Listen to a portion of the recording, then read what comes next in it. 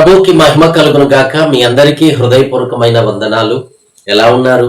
మీరందరూ బాగుండాలని మనస్ఫూర్తిగా ప్రార్థిస్తూ ఆ యొక్క దేవుని యొక్క దయను మనం అందరము పొందుకోవాలని ఇష్టపడుతున్నాను. ఈ రోజున సడన్ గా కొన్ని విషయాలకు మనము చాలా తొందరపడటం, భయపడటం, ఆందోళన కలిగి ఉండటం, అవరోధన వంటి పరిస్థితులు మనకు ఎదురవుతున్నాయి.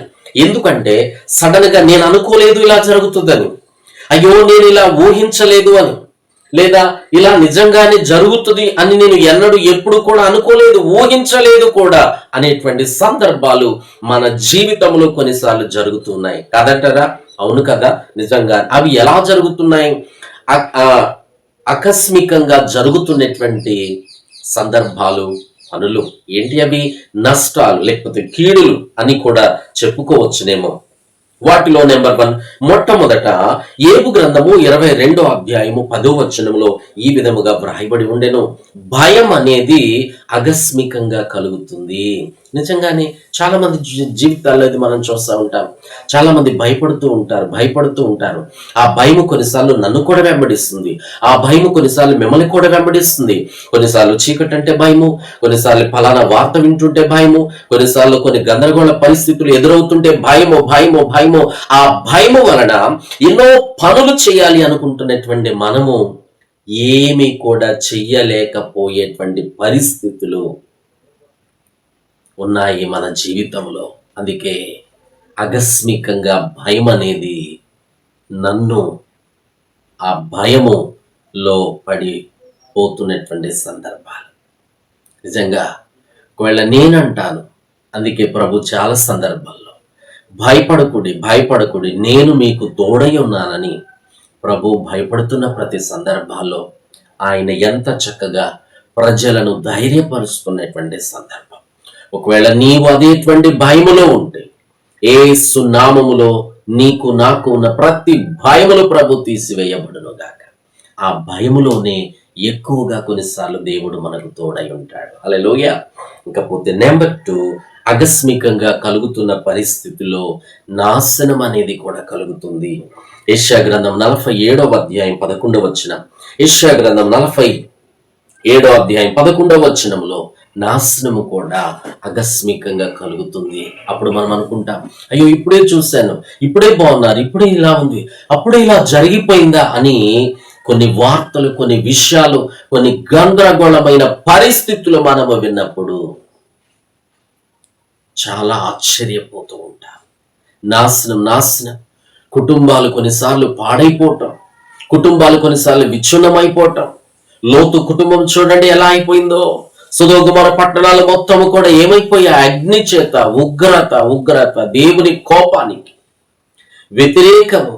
వారి మనసులో, హృదయంలో దేవునికి చోటు లేకపోవడం, పాపాన్ని విడిచిపెట్టకపోవడం.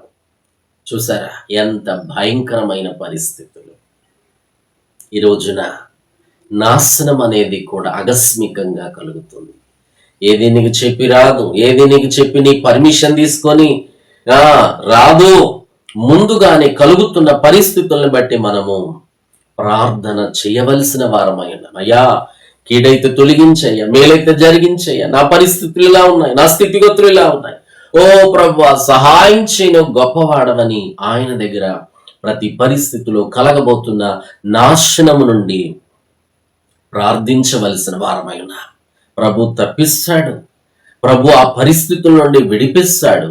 లోతు కుటుంబం అంతా పాడైన సందర్భంలో భార్య ఉప్పు స్తంభముగా నిలబడిపోయింది. మరి భార్య లేని భర్తగా లోతు మిగిలిపోయాడు. తల్లి లేని పిల్లలుగా 2 ఆడపిల్లలు ఎలా ఉన్నారు? కుటుంబం అంతా లోకం వైపు చూసి ఉప్పు స్తంభం అయిపోయి, ఆజ్ఞాపిస్తున్నా, చెబుతున్నా ముందుగానే తిరిగి చూడొద్దన్న లోకం వైపు. ఈరోజున అలాంటి లోకం వైపు చూసి చాలా మంది అప్పగించబడుతున్న సందర్భాలు లేవా? నిజంగా అదే టైంలో ఆ నాశనకరమైన భయంకరమైన పరిస్థితుల్లో లోతును తన పిల్లలను తప్పించలేదా? దేవదూతల్ని దేవుడు పంపించి. అందుకే నేనంటాను, కలగబోతున్న నాశనకరమైనటువంటి పరిస్థితుల నుండి ఆయన మనల్ని తప్పిస్తాడు. మనము గ్రహింపు కలిగి ప్రార్థించే వ్యక్తులముగా, ఎప్పటికి అప్పుడు వివేచించగలిగిన వ్యక్తులముగా ఉన్నప్పుడు ప్రతి పరిస్థితి నుండి కూడా మనము విడుదల పొందుతాము. దేవుడు అలా తప్పకుండా కార్యం జరిగిస్తాడు. ఎందుకు ఈ మాటలు చెప్తున్నా అంటే, నిజంగానే అకస్మాత్తుగా ఆకస్మికంగా కలుగుతున్న పరిస్థితి. ఇకపోతే నెంబర్ 3, మూడోది, ఆకస్మికంగా కలుగుతున్నటువంటి పరిస్థితులలో అపాయం అండి. అపాయము కలుగుతుంది, కీడు కలుగుతుంది. ఓ భయంకరమైన పరిస్థితులు ఎదురవుతున్నాయి. యెషయా గ్రంథము 65వ అధ్యాయము 23వ వచనములో మనం చదివితే అపాయం, అపాయం, అపాయములు పడిపోతున్నాను, ఆటంకములలో పడిపోతున్నాను, అవరోధంలో పడిపోతున్నావేమో. అపాయము మనల్ని ముట్టడి వేసినట్లుగా కొన్నిసార్లు, కానీ ప్రభు వాక్యం సెలవిస్తుంది కీర్తనలో 91వ కీర్తనలో ఎంత స్పష్టముగా, 1000 మంది పడినను 10,000 మంది కూలి పడినను పోయినను అపాయము నీ యొద్దకు రానే రా. దేవుడు మన పక్షంగా ఉంటే అపాయము రానియడు, ఆటంకం రానియడు. దేవుడు ఆయన రెక్కల చాటున మనల్ని బదిలిపరిచేవాడై ఉన్నాడు, భద్రపరిచేవాడై ఉన్నాయి. ప్రతి పరిస్థితుల నుండి ఆయన విడిపించగలిగిన వాడై ఉన్నాడు. ఈరోజు ఎలా ఉన్నావు? ఏ పరిస్థితిలో ఉన్నావు? భయం కలిగి ఉన్నావా? లేకపోతే నాశనం అనేటువంటి జీవితంలో ఒకవేళ ఉన్నావేమో. నీ జీవితం, నీ ఇల్లు, నీ కుటుంబం, నీకున్నటువంటి పరిస్థితులు ఇవన్నీ కూడా పాడైపోతున్నటువంటి పరిస్థితిలో ఉంటే నువ్వు పట్టనట్లుగా ఉన్నావేమో. నేను కూడా అలాగే ఉన్నానేమే. బహుశా కొన్ని పరిస్థితులు ఎదురైనప్పుడు అలా ఉండే వ్యక్తులముగా ఉండకూడదు. అపాయము మన జీవితంలో కలుగుతుందేమో. అయ్యా, అపాయాన్ని తప్పించు, కీడును తప్పించు, మేలు చేత నింపు నాయన. నీ బిడను, నీ కుమారుణ్ణి, అయ్యా నీ ప్రజలము మేము, అయ్యా నీవు మా పట్ల, మా జీవితంలో ఉండి నాయన అపాయము నుండి తప్పించని ప్రభు దగ్గర ప్రార్థించినప్పుడు నీ పక్షముగా ఆయన లేచి తోడుగా ఉండి ఆయన రెక్కల చాటున మనల్ని భద్రపరిచి, 1000 మంది 1000 సంఖ్యలో మరి పాడైపోతున్న, కూలిపోతున్న, అపాయము కలిగి ఉన్న తన పిల్లలైనటువంటి వారికి ఏ అపాయము కలగకుండా, 1000 మంది పడిపోయినా 10,000 మంది కూలిపోయినా అపాయము నీ యొద్దకు రాదు అని సెలవిచ్చినట్లుగా.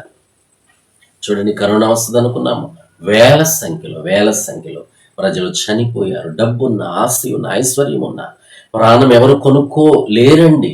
అది దేవుడు ఇచ్చే గొప్ప భాగ్యం. అన్నీ ఉండి కొన్నిసార్లు తొలతూగుతూ విర్రవీగుతూ నా బ్రతుకు, నా జీవితం అని ఎంతో మంది పరిస్థితులున్నారు. ఏదో ఒక టైంలో అపాయం అనేది వస్తుంది. ఆ పరిస్థితి నుండి తప్పించబడే వ్యక్తిగా ఉన్నావా? అది నిన్ను అంటకుండా, నీ కుటుంబాన్ని అంటకుండా, నీ సంఘాన్ని అంటకుండా, నీవున్న ప్రాంతాలను అంటకుండా, లేదా మన ప్రదేశాలలోనికి అలాంటి హఠాత్తైన పరిణామాలు లేకపోతే అపాయము కలగకుండా ఉండాలి అంటే ఒక ప్రార్థించే వ్యక్తివిగా నువ్వేం చేస్తున్నావు? ఒక విజ్ఞాపన చేసే విజ్ఞాపన కర్తగా నీ పరిస్థితి ఏంటి? విడిచిపెడుతున్నావేమో. భారము కలిగి, అయ్యా కీడును తొలగించు, శాపాన్ని తీసివేయి, ఆశీర్వాదమును దాయిచ్చి, మేలు చేత నింపు అని భారము కలిగి ప్రార్థించినప్పుడు దేవుడు తన ప్రజలైనటువంటి వారి ఎడల ఎన్నడూ అపాయము కలగదు అనేటువంటి మాట రూఢిగా నెరవేర్చబడుతుంది. నీ జీవితంలో, నా జీవితంలో కలుగుతున్న ప్రతి పరిస్థితుల నుండి విడిపించబడదాం, తప్పించబడదాం. అయితే ఒకవేళ అలా జరుగుతుందంటే, అయ్యా మాలో ఏమైనా లోపాలు ఉన్నాయేమో సరిచేయి, క్షమించు అని ప్రభు దగ్గర ప్రార్థన చేసి ముందుకు నడిపించబడదాం. మన ఆత్మీయ స్థితిగతులను మెరుగుపరుచుకొని ప్రార్థన ద్వారా మన బ్రతుకులను, జీవితాలను కట్టుకొని మనలో ఏమైనా హెచ్చు తగ్గులు, భక్తిహీనత పరిస్థితులు ఉంటే సరిచేసుకొని ముందుకు నడిపించబడదాం.